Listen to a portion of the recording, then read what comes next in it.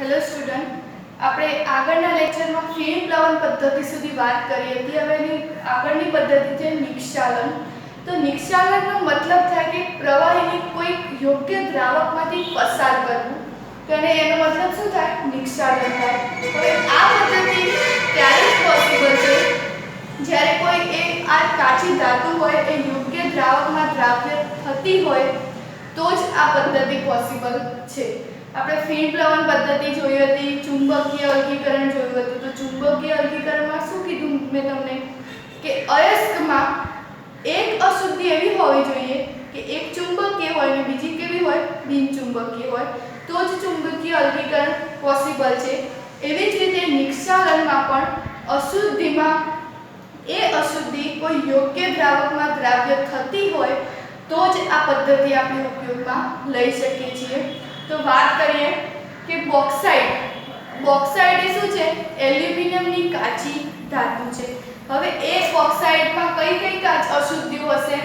તો silicon dioxide, iron oxide, titanium oxide આ અશુદ્ધિઓ ધરાવે છે. કોણ? બોક્સાઇડ.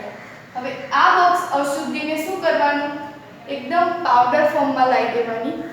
આ અશુદ્ધિને ચૂર્ણ કરેલી પાવડર ફોર્મમાં લાવી દેવાની અને એ પાવડરને કાચી ધાતુને 473 થી 523 કેલ્વિન તાપમાન 35 થી 36 બાર દબાણે સાંદ્ર NaOH ના દ્રાવણમાં શું કરવાની છે? મિશ્ર કરવાની છે. અને એનું એક નિષ્કર્ષણ બનાવશો એટલે શું મળશે? તો જોઈએ, ફરીથી વાત કરું.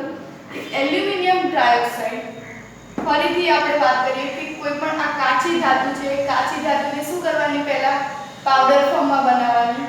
એ પાવડર ફોર્મમાં એને કોની સાથે મિશ્ર કરવાની છે? સાંદ્ર NaOH સાથે શું કરવામાં આવે? ગરમ કરવામાં આવે. કેટલા દબાણે અને તાપમાને? તો 473 થી 523 કેલ્વિન તાપમાન અને 35 થી 36 બાર દબાણે એને ગરમ કરશો એટલે શું મળશે? સોડિયમ એલ્યુમિનેટનું નિષ્કર્ષણ મળશે, એટલે કે કોઈ દ્રાવણ મળશે આપણને. તો મેં ઇક્વેશન લખ્યું છે કે Al2O3 2NaOH. આ Al2O3 ને શું કહેવાય? એલ્યુમિનિયમ ઓક્સાઇડ, એને એલ્યુમિના બી કહેવાય. આપણે શું મેળવવાનું છે? શુદ્ધ એલ્યુમિનિયમ ઓક્સાઇડ મેળવવાનું છે. પરંતુ અત્યારે આ કેવું છે? અશુદ્ધ છે. અશુદ્ધ છે માટે શું કરીશું? આપણે એને સાંદ્ર NaOH અને થોડા પાણી સાથે આ દબાણ અને તાપમાને શું કરીશું? ગરમ કરીશું. એટલે શું મળશે આપણને? Sodium aluminate. આ સોડિયમ એલ્યુમિનેટ મળી ગયો આપણને. હવે શું કરીશું? આ સોડિયમ એલ્યુમિનેટમાંથી આપણે CO2 વાયુ પસાર કરીશું. તો આ સોડિયમ એલ્યુમિનેટમાંથી મેં CO2 વાયુ પસાર કર્યો એટલે મને એલ્યુમિનિયમ જળયુક્ત એલ્યુમિનાના થોડા અવક્ષેપ મળ્યા અને સાથે સાથે શું મળ્યું? સોડિયમ બાયકાર્બોનેટ છૂટો પડ્યો. CO2 પસાર કર્યો ત્યારે આપણને એલ્યુમિનિયમ જળયુક્ત એલ્યુમિના મળ્યું હતું. એલ્યુમિનિયમ ઓક્સાઇડને એલ્યુમિના પણ કહેવાય.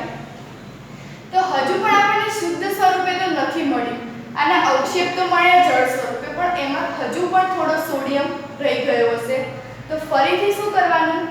આ જે જળયુક્ત અવક્ષેપ મળ્યા એને 1470 કેલ્વિન તાપમાને ઉકાળવાનું. જ્યારે તમે 1470 કેલ્વિન તાપમાને ઉકાળશો એટલે તમને શુદ્ધ એલ્યુમિના મળી જશે અને આ અવક્ષેપને ગાળી અને સૂકવીને તમે શુદ્ધ સ્વરૂપે લઈ શકો છો. ફરીથી આખી પ્રોસેસ સમજાવી દઉં કે અયસ્કને સાંદ્ર NaOH સાથે ગરમ કરશો આ દબાણે અને તાપમાને એટલે સોડિયમ એલ્યુમિનેટ મળશે. એ સોડિયમ એલ્યુમિનેટમાં CO2 વાયુ પસાર કરશો એટલે જળયુક્ત એલ્યુમિનાના અવક્ષેપ મળશે અને સાથે સાથે સોડિયમ બાયકાર્બોનેટ પણ છૂટો પડશે. હજુ પણ તેમાં થોડી સોડિયમની અશુદ્ધિઓ રહી ગઈ હોય માટે એને 1470 કેલ્વિન તાપમાને ગરમ કરી અને ગાળી લેશો એટલે આપણને શુદ્ધ એલ્યુમિના મળી જશે. આ પદ્ધતિ હતી નિક્ષાલન પદ્ધતિ. એના એક બે ઉદાહરણ આપ્યા છે એ આપણે જોઈએ.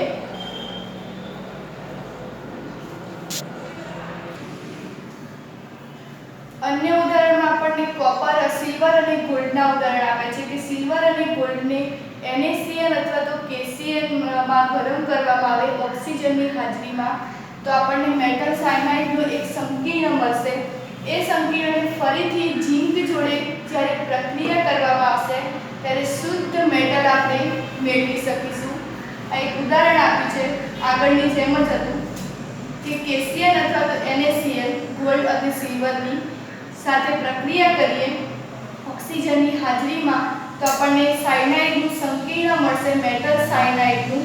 એ સાયનાઇડનું ઝીંક સાથે જ્યારે પ્રક્રિયા કરીશું ત્યારે આપણને ઝીંક સાયનાઇડ છૂટો પડશે અને શુદ્ધ ધાતુ આપણને શું મળશે?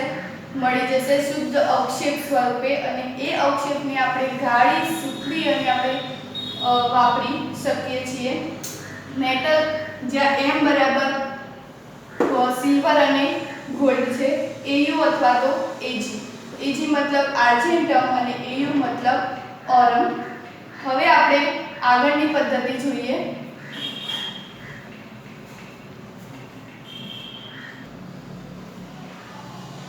હવે આપણે ધાતુના નિષ્કર્ષણની બીજી પદ્ધતિ જોઈશું, સંકેન્દ્રિત અયસ્કમાંથી અશુદ્ધ ધાતુનું નિષ્કર્ષણ.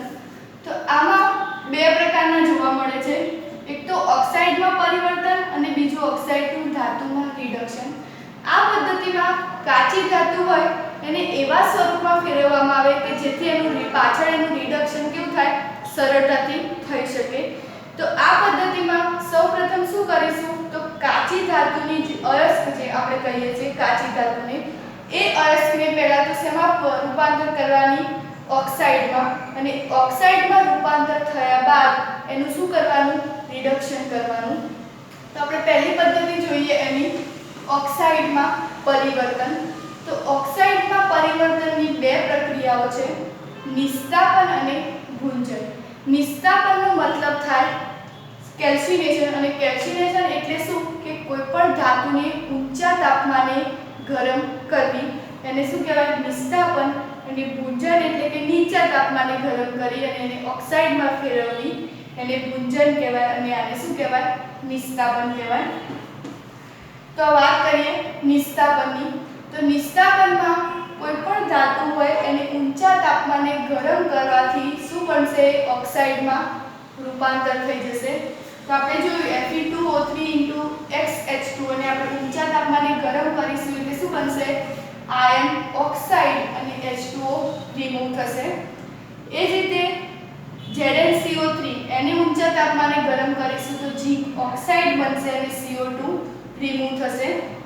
એ જ રીતે CaCO3 × MgCO3 ને ઊંચા તાપમાને ગરમ કરીશું એટલે કેલ્શિયમ ઓક્સાઇડ અને મેગ્નેશિયમ ઓક્સાઇડ મળશે અને CO2 શું થઈ જશે?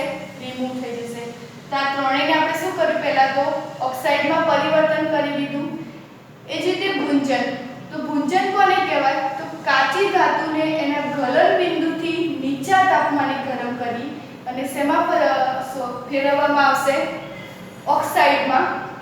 આપણે જોઈએ કે ઝીંક સલ્ફાઇડ, આમાં સલ્ફાઇડના ધાતુ સલ્ફાઇડનું અયસ્ક જોવા મળે છે. તો ઝીંક સલ્ફાઇડને હવાની હાજરીમાં ગરમ કરીએ તો શું બનશે? ઝીંક ઓક્સાઇડ. લેડ સલ્ફાઇડને હવાની હાજરીમાં ગરમ કરીશું તો શું બનશે? Lead oxide. કોપર સલ્ફાઇડને હવાની હાજરીમાં ગરમ કરીશું તો શું બનશે? કોપર ઓક્સાઇડ બનશે.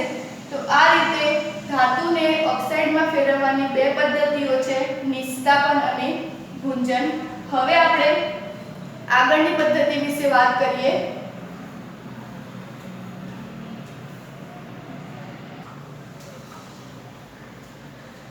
આપણને બુકમાં એક આકૃતિ આપી છે, મેં અહીંયા દોરી નથી કારણ કે આકૃતિ ઉપરથી કોઈ પદ્ધતિ આમાં બતાવવામાં આવી નથી. આપણે ચુંબકીય અલગીકરણ વિશે અને સ્પિન કવર પદ્ધતિમાં જેમ આકૃતિમાં બતાવ્યું કે આ પેન્ડલ ફરશે, આ રોલર ફરશે, એવું એ આકૃતિમાં બતાવ્યું નથી. ફક્ત તમારી સમજણ માટે છે આકૃતિ, એટલા માટે મેં અહીંયા દોરી નથી.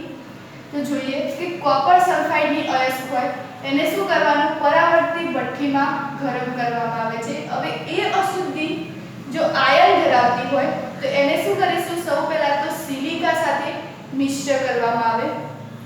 તો સિલિકા સાથે મિશ્ર કરવામાં આવે એટલે આયન ઓક્સાઇડ જે આયન સિલિકેટના ધાતુમલ તરીકે અને કોપર એક કોપર મેટલ તરીકે નીચે છે. હવે જોઈએ કે જે આયર્ન ઓક્સાઇડ હતું એ આયર્ન ઓક્સાઇડને કોની સાથે મિશ્ર કર્યું આપણે? સિલિકા સાથે.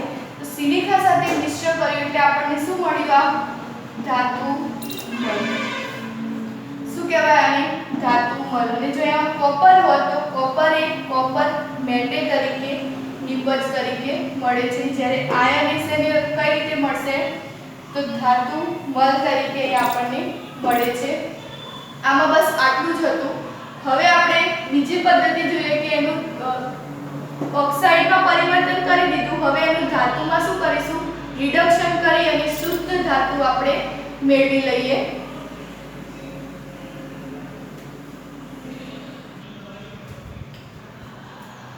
પહેલા પાર્ટમાં આપણે શું કર્યું? એના ધાતુને ઓક્સાઇડ સ્વરૂપમાં ફેરવી દીધા. હવે આ ઓક્સાઇડને શું કરીશું? કોઈ રિડક્શન કરતા પદાર્થ કે કોઈ અન્ય ધાતુ સાથે ગરમ કરીશું. તો જોઈએ કે આ મેટલ ઓક્સાઇડ છે, કોઈ ધાતુની ઓક્સાઇડ છે, એને આપણે કોઈ રિડક્શન કરતા સાથે પ્રક્રિયા કરી તો શું કરશે?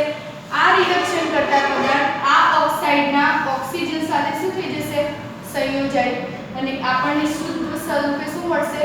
ધાતુ મળશે. તો તમે જોઈ શકો છો કે ધાતુ ઓક્સાઇડની કાર્બન સાથે પ્રક્રિયા કરીએ તો કાર્બન મોનોક્સાઇડ મળશે અને ધાતુ આપણને શુદ્ધ સ્વરૂપે મળે છે. એક એક્ઝામ્પલ લીધું છે, આપણી બુકમાં નથી પણ મેં લખ્યું છે અહીંયા કે ક્રોમિયમ ટ્રાયોક્સાઇડને 2 એલ્યુમિનિયમ સાથે પ્રક્રિયા કરાવીએ તો શું થશે? આ ઓક્સાઇડ ઓક્સિજન અને એલ્યુમિનિયમ બંને વચ્ચે શું થશે? પ્રક્રિયા થશે અને આપણને ક્રોમિયમ ધાતુ શુદ્ધ સ્વરૂપે મળી જશે. તો આ બંને પદ્ધતિ હતી સંકેન્દ્રિત અયસ્કમાંથી અશુદ્ધ ધાતુનું નિષ્કર્ષણ. એમાં ધાતુ ઓક્સાઇડમાં પરિવર્તન અને બીજું ઓક્સાઇડ ધાતુનું રિડક્શન. કેટલાક ધાતુ એવા હોય છે કે જેનું રિડક્શન સરળતાથી થઈ જતું હોય અને કેટલાક ધાતુ ઓક્સાઇડ એવા હોય છે કે જેનું રિડક્શન આપણે ઇઝીલી કરી શકતા નથી. તો બધા મેટલ શુદ્ધ સ્વરૂપે મેળવવા પોસિબલ નથી. હવે આગળના ટોપિકની વાત આપણે આગળના લેક્ચરમાં કરીશું. Thank you.